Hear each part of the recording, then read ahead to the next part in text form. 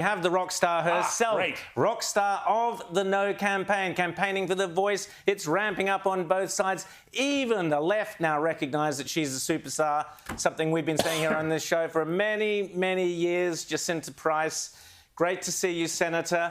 Now, you've got a terrific doco on Sky this evening. We'll talk about that in a second. But first, congratulations on being regarded as a rock star by the Sydney Morning Herald and others. You are. I don't want to put too much expectations and weight on your shoulders. You've done a brilliant job. But tell me in particular about Indigenous people, such as yourself and others you know, who are opposed to the voice. Why? Yeah, look, I mean, you know, it's the voice of those who are dissenting, who aren't supportive of the voice, are growing louder as we're going forward. I'm certainly seeing more on social media from individuals who feel like they've been left out of the conversation. You know, walking around Alice Springs the last couple of days, I've had a lot of bush Aboriginal people come up to me and say, we're not supporting this. I was out at a community also, and they're saying, you know, we don't know what this voice thing is about, and we don't think we can support it anyway. It's coming from the cities. It's not coming from, you know, the bush. And that's the sense, that's the feeling that's on the ground, that this is about, again, those in the cities who are trying to impose their thinking onto regional and remote Australia. And there are a lot of, you know, there are those voices that aren't really happy because they don't feel like we should be relegated to an entity because of our racial heritage, whether they are those who are, you know, the left knows, the progressive knows, they don't want to be relegated to this entity. I don't want to be relegated to this entity because of my racial heritage, and nobody should. We shouldn't treat any Australian in this manner because of their racial identity.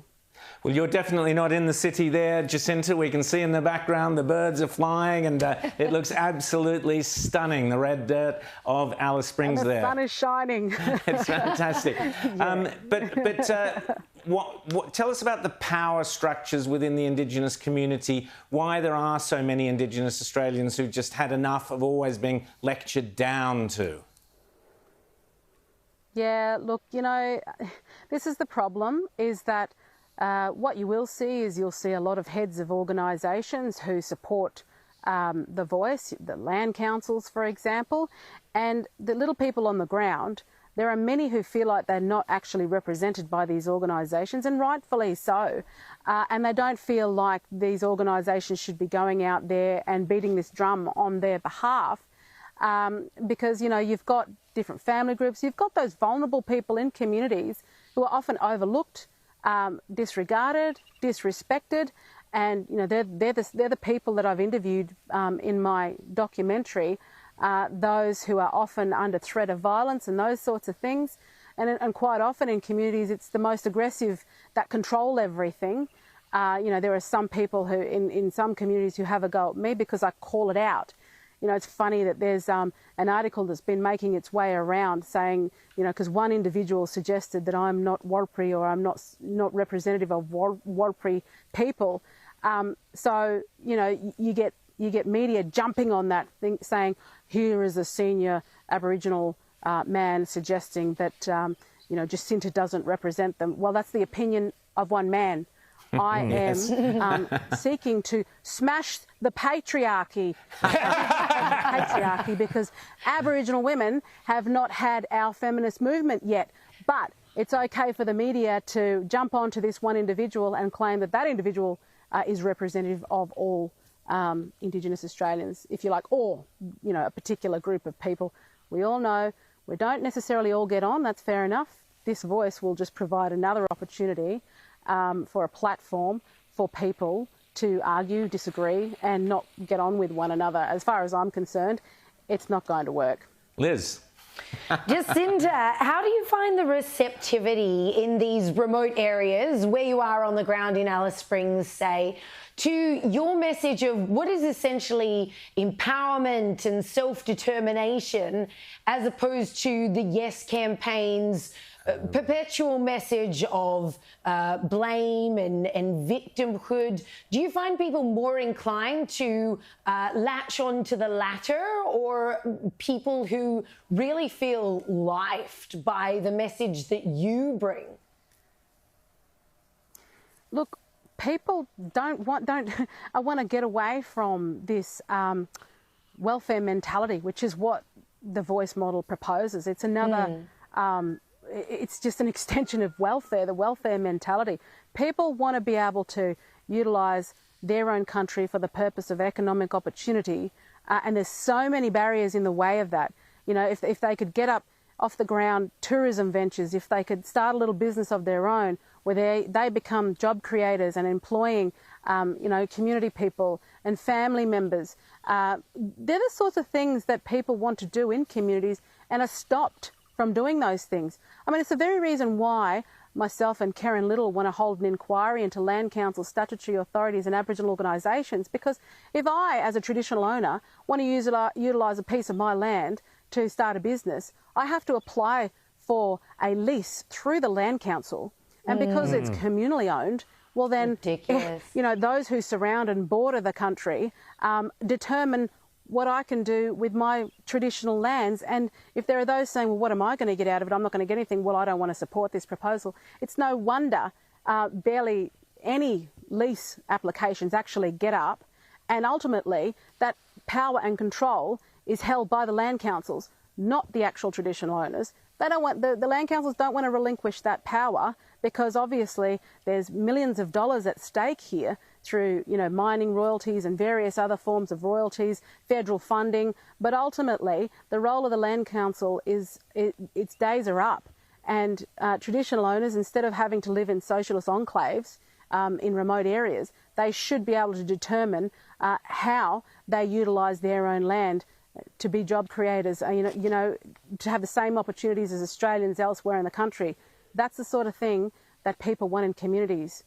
That's what they're asking for. And Jacinta, you and Warren Mundine have done such a brilliant job pushing for businesses for Indigenous communities. And you're right, the Voice will simply enshrine in the Constitution another layer of red, or if you want black tape, black and yellow and red tape on top of Indigenous Australians who want to lead their own lives. James. Well, Jacinta Price, you've got a little under 3 weeks now to run in this campaign. One of the big slogans of the No campaign has been vote no to the Voice of division. And I was originally going to ask you about how this whole proposal has divided the nation, and yet when I look at the Redbridge polling this morning, I'm not sure if you've seen that, but it suggests that really the biggest yes voters is this sort of small rump of activists who are from demographics that don't really have a lot of cost of living concerns. So it's basically, you know, a posh sort of concern. In a weird sort of way, has this referendum kind of united Australians to say, well, actually, you know, we do need to do something, but that this sort of activist sort of attempt to remake the Constitution and to embolden the same sort of activists who have caused a lot of the misery is actually not the way to go? Yeah, look, I mean, you know, well, there certainly has been a level of division. What it's done is it's brought out the nasties in those who feel like they are self-righteous in pushing for yes. You know, I mean, the fact that, you know, I'm still getting, you know, I still get emails and those sorts of things of quite nasty sorts of messages. You know, if you believe in it, then put forward your argument. Don't attack somebody. But you're right.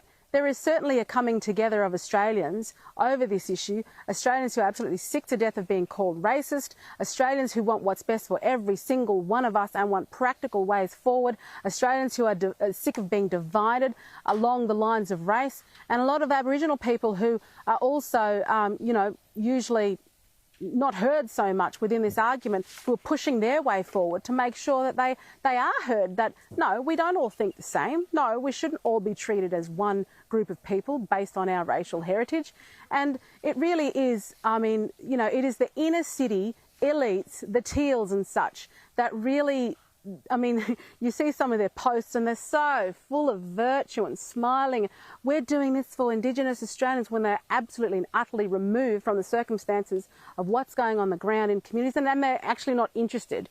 They just want to be do the easy thing and vote yes, just like ticking a box to appear as though they feel like they've done something. And that's the worst part about it all, is this idea. It's almost like a white saviour complex, you know. We want to save the Aboriginal people and we're going to do it through this way. It's so paternalistic, and there are a lot of Aboriginal people who are just over it.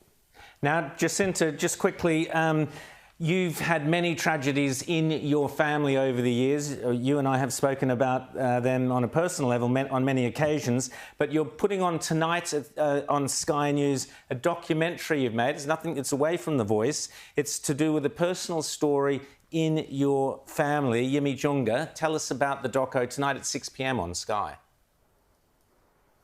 Yeah, so, you know, it's always been... I've talked a lot about the vulnerable in communities, those who've been confronted with family violence, you know, sexual abuse and all those matters, but you can talk about it as much as you want. And it's not until people actually see and hear it from people themselves in communities who have suffered for so long that they don't actually click and get it and understand what it is certainly that's been driving me, that's been driving my mother to bring about the change and to highlight the reality of what goes on in remote communities. And, you know, the running story is the fact that I've had an aunt that's been missing for 4 decades and very little was done to find out where she went. And the circumstances are very suspicious as far as I'm concerned, but there hasn't been a full police investigation.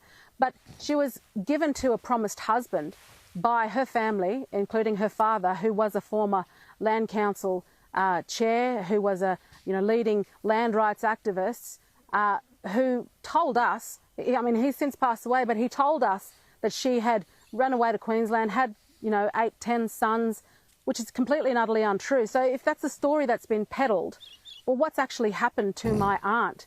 And the thing is, right, when I go to Parliament for work, the painting that sits at the front on the ground, right at the front of Parliament House, is my aunt's uncle's painting. So her father's brother painted that painting. So every time I go to Canberra, it reminds me of my aunt that's been missing for 4 decades and nothing's been done about it.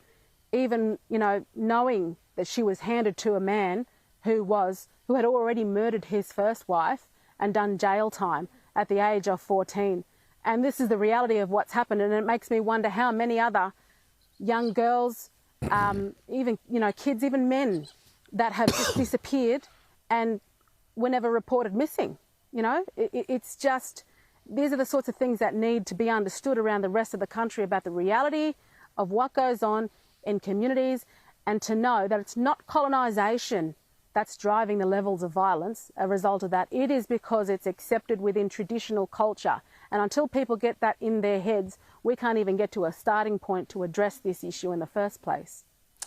Senator Jacinta Price, you're an absolute legend, as I don't need to tell you. That's a must-watch documentary. I urge everybody who watches Outsiders, you must watch that tonight at 6 p.m. Jacinta, thanks so much for coming on with us, and enjoy the rest of your day there in Alice Springs. It looks beautiful.